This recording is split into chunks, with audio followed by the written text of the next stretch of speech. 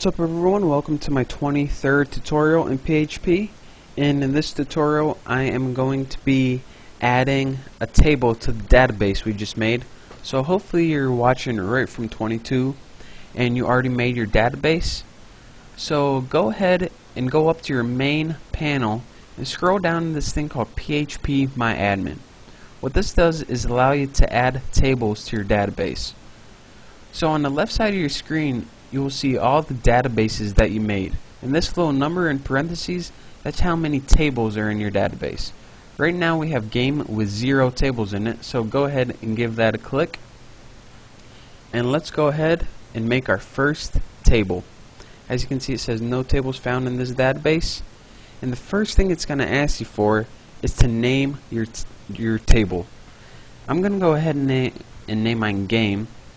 And another thing it's going to ask you for is the number of fields you want. Now, field is just a piece of information that's in your table. So since we're going to be adding ID for organizing our table, we're going to be getting the user's username. We're going to want to be storing their email and storing their password for them. So we want ID, username, email, password. So let's go ahead and click 4 for 4 pieces of data. Go ahead and click go, and you are ready to begin making your table.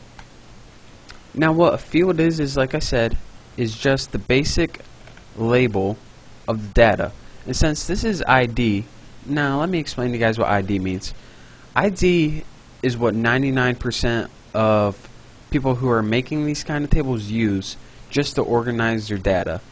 I personally don't use it and I don't like it, but just for the sake of learning it, I'm gonna start out with the guy's ID. They also call it primary ID sometimes. This type right here is what data type you want. Varchar is pretty much like characters and stuff. You're gonna be working with probably int for integers or date a lot. There are other different kinds of ones, like small integers for small numbers, big for big, floating for floating decimal points, and all these other ones. But let's go ahead and just click, I'm going to click big integer for big numbers. And the length of values is how much maximum data you can store in this field. So I'm going to say, alright, no more than 100 numbers. Collation, you want to leave that default. Attributes, both of these you want to leave default. Not null, you want to always put it not null. That means you need something in here. Why anyone would make an empty field, I have no idea. If you do, please let me know, because I'm interested. And extra, you're going to want to go ahead and auto increment only your ID field. Now what an auto increment is, it's going to automatically increase each input by 1. So the first person who registers is going to get the ID 1, the next person 2, the next person 3, and it's going to keep going on like that, and it's going to work out just fine for you. Another thing you want to do is go ahead and check primary key. And what this does is tell MySQL, alright, this is the main way we're going to organize data from the ID. This is the most important field, so that's why it's primary. You need to have a primary ID. So this is the only field really that's messed up. Like we have to do a bunch of different stuff too. The other ones are a piece of cake, so just bear with me. Let's see, we wanted a username, a varchar, which just means characters. Let's give that a max of 20. We're also going to want an email. Let's give that a max of 50, since some people have some pretty lengthy emails. And give password, which has a max of 20. Now once we have all that filled out, go ahead and click save. And again, we don't have to change the extra or primary key for any of these, only the ID. So go ahead and save that. And as you can see, it says table has been created. If you get any errors right here, then you did something wrong. But as long as you did what I did, you'll be just fine. So now we can go ahead and add stuff to our table. As you can see, we have a table right now, but we have nothing in it at all. So let's go ahead and add some data.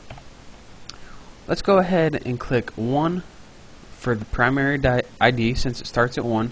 Username is going to be Bucky20. There we go. The email is testing@email.com, and my password is just going to be password for right now. Go ahead and click go, and this will automatically insert data into your table.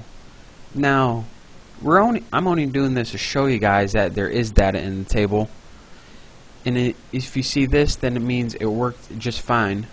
Insert it into row 1, but most of the time we're going to be letting the user insert their own data in the table, which I'm going to be teaching in the next couple tutorials. We're going to be, from a website, having them insert their email, username, and all that good stuff into a form, submitting it, and it'll automatically store that information on our website. And anytime you want to look at all your tables with all the data in it, go ahead up here to your little browse button and click that. And as you can see, we got our username, email, and password all labeled for us in our table. So remember, browse watches everything, inserts data, and besides that, that's pretty much all you need to know. So study this tutorial, make sure you know how to make a table and insert data into it, and pay attention. And another thing, make sure please that you're watching this tutorial in high def. So study this tutorial. I hope you learned something, and in the next tutorial we're going to be creating our first computer game, or at least the registration form. Thanks for watching.